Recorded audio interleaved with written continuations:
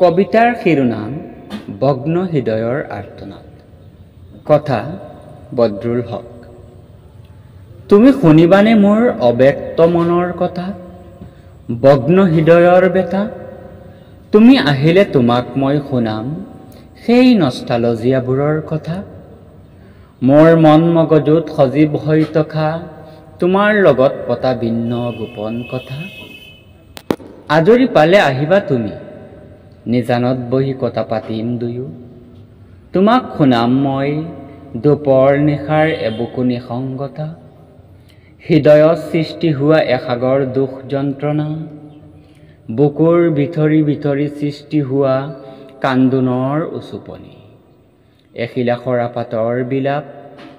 তুমি শুনিবানে নিস্বাৰ্থ প্ৰেমৰ জীয়া কাহিনী, ৰোমিও জুলিয়েট, হীৰ ৰাঞ্জা, বাজিৰাও মস্তানীৰ অমৰ প্ৰেম কাহিনী।